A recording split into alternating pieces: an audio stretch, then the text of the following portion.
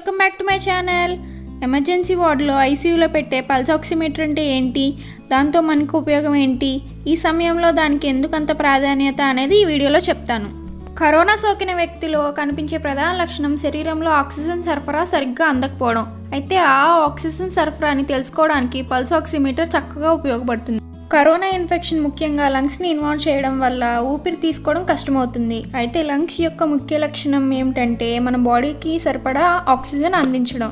ఈ corona infection వల్ల బాడీకి ఆక్సిజన్ సరిగ్గా అందకపోవడం వల్ల ఆక్సిజన్ సాచురేషన్లో వ్యత్యాసం వస్తుంది, ఇంకా పేషెంట్కి ఆయాసం వస్తుంది. సో ఈ ఆయాసం వచ్చిన పేషెంట్స్కి ఆక్సిజన్ సరఫరా సరిగ్గా ఉందా లేదా అని ఏ విధంగా టెస్ట్ చేసుకోగలుగుతాం అనే వాటిల్లో పల్సాక్సిమీటర్ అనే పరికరం చాలా ఉపయోగపడుతుంది.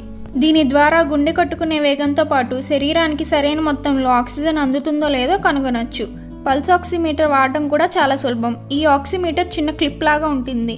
దానిపైన భాగంలో ఒక చిన్న మానిటర్ ఉంటుంది. ఈ పరికరం మధ్య భాగంలో ఉండే ఖాళీలో మన చూపుడు వేలుని ఉంచి దానిపై ఉండే బటన్ని నొక్కితే మానిటర్పై గుండె కొట్టుకునే వేగం, ఆక్సిజన్ స్థాయిలు డిస్ప్లే అవుతాయి. Chronic obstructive pulmonary disease, COPD, asthma, pneumonia, lung cancer వాటిల్లో ఈ పల్సాక్సిమీటర్ ఎక్కువగా ఉపయోగిస్తారు. సాధారణంగా మనిషి రక్తంలో ఆక్సిజన్ లెవెల్ 94 నుండి 100% వరకు ఉండాలి. అలాగే పల్స్ రేట్ కూడా 60 నుండి 100 మధ్యలో ఉండాలి. ఈ రెండు రీడింగ్స్ ఉండాల్సిన దానికన్నా తక్కువగా ఉన్నా పెరిగినా ప్రమాదం అని గుర్తించాలి.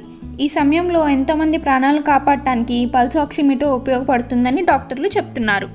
అందుకని ఈ సమయంలో ఇంట్లో పల్సాక్సిమీటర్ ఉండడం మంచిదే.